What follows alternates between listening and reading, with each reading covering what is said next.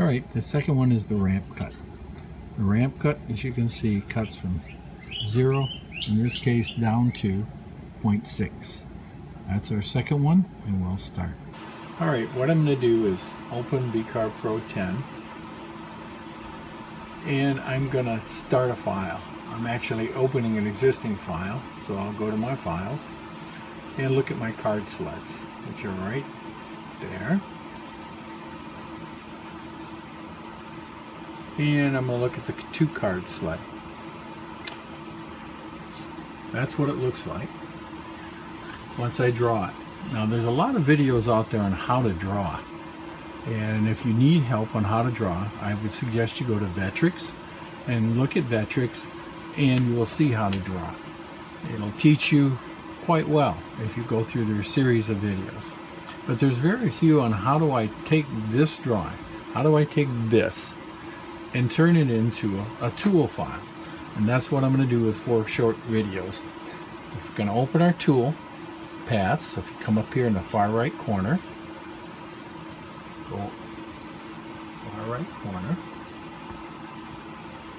and you press the Toolpath button, and then I'm going to lock it in place right there. That little pin cushion, that locks it in place. Then I'm going to zoom this in. So up in the middle, above, you can zoom it in.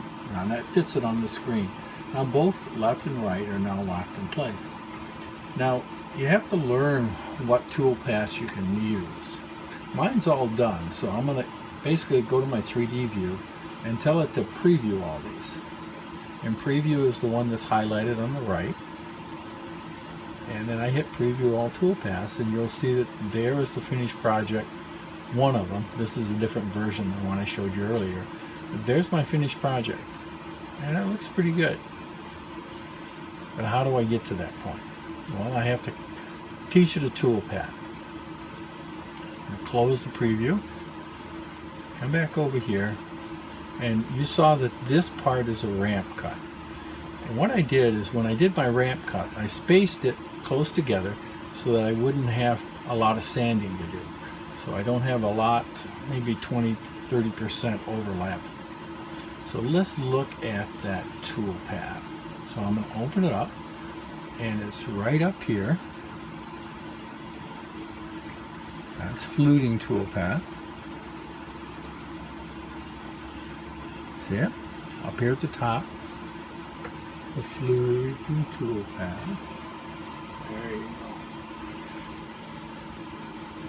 You can see that my start depth is 0, and it can go down to 0.6 inches. I can make this as deep as I want it based on the, obviously, the thickness of the wood or what I'm doing. I'm holding cards in place, and that ramp does that pretty good.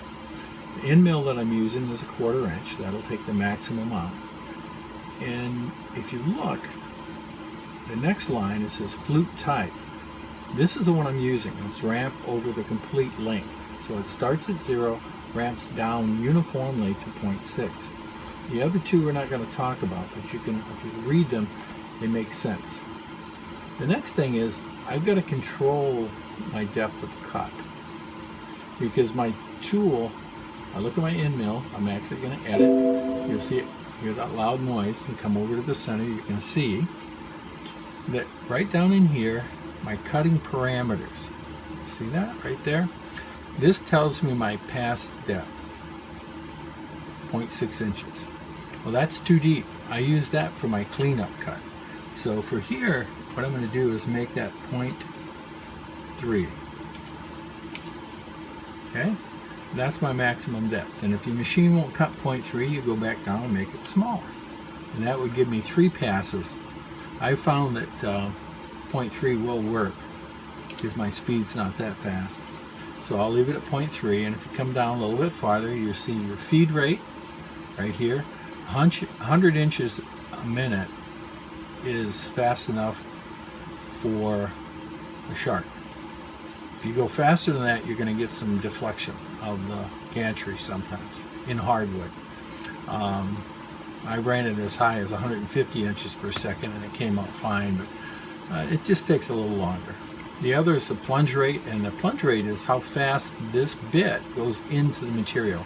and I use around 40. So those are corrected for this one, so I say okay. And the next we've got the ramp set. So we're going to go down and see the ramp type. Linear, if you look, it's a straight line.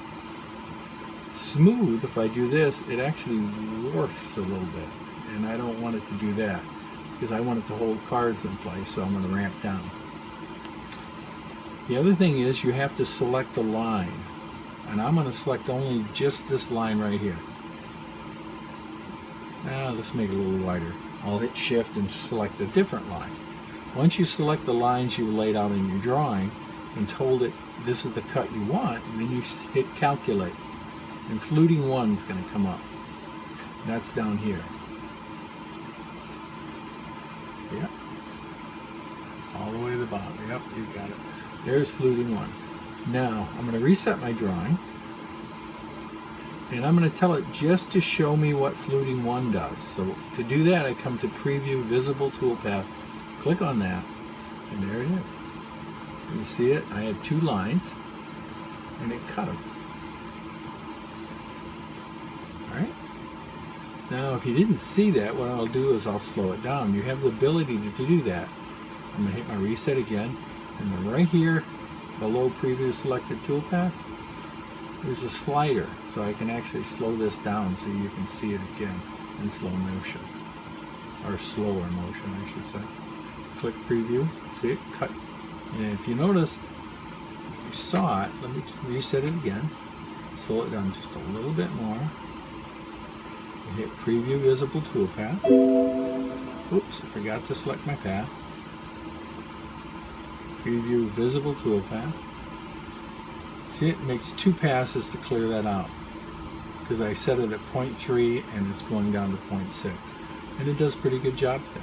So all I do is select more lines, and that creates my pocket. Hopefully that'll help you use the ramp tool.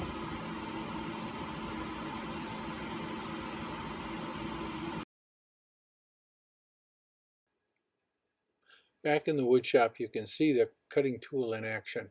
You can see that it's moving in a ramp motion. It goes down to 0.3 and goes up to 0, and then makes one more cut so it can do the total 0.6 depth that we ask it to. The next one will be a cleanup toolpath. Hopefully we'll see you there. Thanks for watching.